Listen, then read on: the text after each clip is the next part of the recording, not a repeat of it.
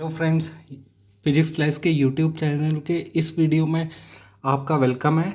दोस्तों, ये जो वीडियो है वो क्लास 12 के chapter 1 electric field and charge के न्यूमेरिकल्स के ऊपर है। ये इससे पहले हम 2 क्वेश्चन जो एनसीईआरटी के एक्सरसाइज के हैं उनको कंप्लीट कर चुके हैं। ये हमारा 3rd क्वेश्चन है। हमने अभी तक जो कंसेप्चुअल वीडियोस बनाए हैं, आप जाकर के चैनल पे अगर प्लेलिस्ट देखेंगे तो इलेक्ट्रिक फील्ड एंड चार्ज की प्लेलिस्ट बनी हुई है। इसके पहले हमने इलेक्ट्रिक चार्ज क्या है, उनकी प्रॉपर्टीज़ क्या है, कूलम्स लॉ क्या है, vector form of Coulomb's law जो कि डायरेक्शन बताता है फोर्स की बिटवीन 2 चार्ज बॉडी, उसको कवर कर लिया है। इस क्वेश्चन को करने से आपकी अंडरस्टैंडिंग बहुत बढ़ जाएगी और मोस्ट इम्पॉर्टेंट, किसी क्वेश्चन को करने का थॉट प्रोसेस क्या होता है। आंसर तो आप देख लेंगे वेबसाइट पे और रट भी लेंगे, है ना, लेकिन अगर आपको कंसेप्चुअल अंडरस्टैंडिंग करनी है तो किस तरीके से किसी क्वेश्चन को अप्रोच किया जाएगा। हमें इन्फॉर्मेशन तो पता होगी, हमें मालूम है कि इसमें कौन से फॉर्मूले लगने हैं, लेकिन उसका अप्रोच क्या होगा उसको हम इस क्वेश्चन में देखेंगे। तो ये वीडियो सिर्फ आप अकेले आपको ये नहीं बताएगा कि इसका आंसर क्या है। ये वीडियो आपको प्रॉपर अप्रोच के साथ कि आपको क्या प्रॉब्लम डिफ़िकल्टी आ सकती है या क्वेश्चन को पढ़ के क्वेश्चन को कैसे पढ़ना है और अपने फॉर्मूलों को अप्लाई करना है, ये देखना है। तो दोस्तों, हम शुरू करते हैं हमारे क्वेश्चन से। क्वेश्चन में दिया हुआ है check that ratio ke² upon g_me_mp mass of electron और mass of proton is dimensionless. ठीक है, आपको दिया हुआ है कि ये डायमेंशनलेस है। अब बोला है look at table of physical constant and determine the value of this ratio, what does this ratio signify. तो इन सब की वैल्यूज उठा करके पुट करना है, उसकी ई की, ग्रेविटेशनल कांस्टेंट की, मास of electron, mass of proton, charge की और कांस्टेंट की, के कांस्टेंट की, और इसकी वैल्यू निकालना है। और ये भी पता करना है कि ये क्या इसका ये जो वैल्यू दी हुई है, ये जो इक्वेशन दिया हुआ है वो किसी पर्टिकुलर स्टेट को डिफाइन करता है, वो किसका रेशियो है, ये भी पता करना है। तो देखिए दोस्तों, आप लोग को एक तो पता होगा, यहाँ आप वैल्यू, यहाँ आप जी को देख रहे हैं। जी मतलब ग्रेविटेशनल कांस्टेंट है। ग्रेविटेशनल कांस्टेंट कब आता है? जब आप ग्रेविटेशनल फोर्स बिटवीन 2 बॉडीज को देखते हैं। ग्रेविटेशनल फोर्स एक अट्रैक्टिव फोर्स है जो यूनिवर्स में किसी भी 2 बॉडीज के बीच में लगता है। तो उसका हमें फॉर्मूला पता है m1 m2 अपॉन r²। और जब आप ये देखते हैं कि r क्या है, तो r is a distance between 2 bodies. आप centre of the 2 bodies, 2 bodies के बीच में जो डिस्टेंस r है उसको आप देखते हैं, है ना। तो ये ग्रेविटेशनल फोर्स है g_m1 m2 अपॉन r²। अच्छा दोस्तों, लेकिन आप देख रहे हैं यहाँ me और mp है, मतलब आपको प्रोटॉन और इलेक्ट्रॉन दिया हुआ है। तो मास, मान लीजिए ये आपका मास ऑफ प्रोटॉन है और ये आपका मास ऑफ इलेक्ट्रॉन है, मतलब आपको प्रोटॉन और इलेक्ट्रॉन दिए हुए हैं m1 और m2 की जगह। तो यहाँ पे आपका फॉर्मूला m1 की जगह आप बस क्या पुट कर देंगे, mp, और m2 की जगह क्या पुट करेंगे, me। और ये तो डिस्टेंस बिटवीन 2 बॉडीज है। अच्छा, इसके अलावा मुझे क्या गिवन है, मैं देखता हूँ मुझे k की वैल्यू दी हुई है। k मतलब कांस्टेंट, है ना, k कांस्टेंट। अब ये k कांस्टेंट, सिर्फ कांस्टेंट k और g को देख के आप देखिए कैसे पकड़ सकते हैं। तो आपको ये k कांस्टेंट दिया होता है जब आपको फोर्स बिटवीन 2 चार्ज बॉडीज है। तो ये k है ना, q1 q2 अपॉन r²। ठीक है, तो एक चार्ज है आपका q1, यहाँ पे चार्ज है, ये चार्ज ऑफ प्रोटॉन हो गया, यहाँ पे इसे q1 दे दिया और अगर इसे q2 दे दिया। अब क्योंकि ये प्रोटॉन और इलेक्ट्रॉन है तो ये चार्ज क्या हो गया, प्लस ई, और ये चार्ज क्या हो गया आपका, minus of E. Charge plus E और माइनस ऑफ ई हो गया। अब आप देखिए, आप ध्यान से देखिए कि अगर मैं Q1 और Q2 चार्ज आपके प्रोटॉन और इलेक्ट्रॉन हैं, तो प्रोटॉन का चार्ज होता है प्लस ई और इसका चार्ज होता है माइनस ई। तो फोर्स पे मैं जब वैल्यू रखता हूँ तो ये आएगा इंटू ई अपॉन r²। अब आप देखिए ये जो फोर्स है ये जो फोर्स है minus K E square whole upon R square, ठीक है। ये जो फोर्स है,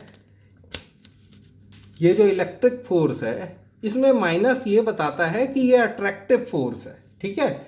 आपको जब मैग्नीट्यूड लेना होता है, ये नेगेटिव ये बताता है कि फोर्स ऑफ अट्रैक्शन है। रिपल्शन में ये नेगेटिव वैल्यू नहीं रहती है, पर फोर्स का मैग्नीट्यूड सेम होता है। तो अगर मैं F की वैल्यू बताऊं, तो F की फोर्स की अगर सिर्फ मैग्नीट्यूड लेना है मुझे, तो आपकी वैल्यू हो जाएगी K E square upon R square. Negative आपका डायरेक्शन भी बताता है। तो आप देख लीजिए, आपके पास एक इक्वेशन ये है, एक इक्वेशन ये है, ठीक है। तो के E square upon R square और जी ये भी है। तो जब आप दोनों को 2 को 1 से डिवाइड करेंगे तो आप देखिए वैल्यू क्या आती है। ये इलेक्ट्रिक फोर्स है और ये ग्रेविटेशनल फोर्स है। तो electric force by gravitational force आप करेंगे तो ये आएगा K E square upon R square upon G M P M E whole upon R square. तो आर स्क्वायर से आर स्क्वायर आपका क्या हो जाएगा, कैंसिल। आर स्क्वायर से आर स्क्वायर आपका क्या हो जाएगा, कैंसिल। तो अगर आप देखेंगे तो ये जो वैल्यू है, ये जो वैल्यू है वो कुछ और नहीं, वो ये कूलम्स फोर्स और ग्रेविटेशनल फोर्स का रेशियो है। तो ये जो आपको इक्वेशन दिया हुआ था, it is ratio of coulomb force and gravitational force, ठीक है। तो इसमें जो सेकंड स्टेटमेंट है वो हमने पहले सॉल्व कर लिया। आपको क्वेश्चन में दिया गया था determine the end what does the ratio signify. तो अगर रेशियो सिग्निफाई का आंसर ये है कि it is the ratio of Coulomb's force by gravitational force, ठीक है। तो आपने देखा किस तरीके से हमने, अब आपका सिर्फ है ना थ्योरेटिकल, तो आपका कंसेप्ट क्लियर हो गया कि मेन ये आया कहाँ से। अब आपको वैल्यू रखनी है। तो k की वैल्यू आप देखोगे होती है 9 इंटू 10 का पावर 9, ठीक है।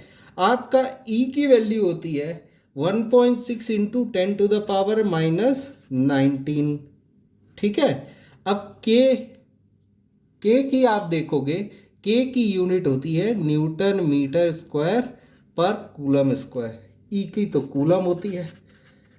अगर आप जी की वैल्यू उठा के देखोगे तो जी होता है 6.67 into 10 to the power minus 11, ठीक है।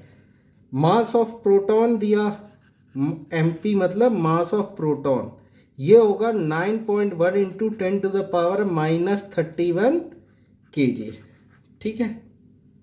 अगर मास ऑफ इलेक्ट्रॉन बोले तो 1.66 into 10 to the power minus 27 kg।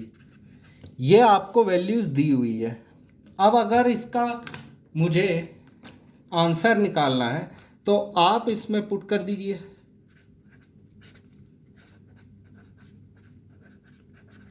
MP में,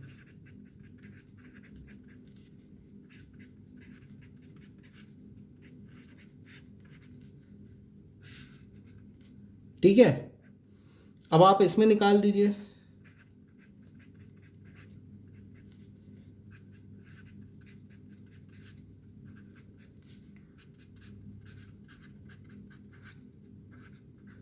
तो अगर न्यूमरेटर को मैं सॉल्व करने की कोशिश करूं तो आपका न्यूमरेटर आएगा, ये वैल्यू आएगी 2.304 इंटू 10 की पावर माइनस 28, और डिनोमिनेटर को सॉल्व करूंगा तो ये आएगा 9.98 into 10 to the power minus 68।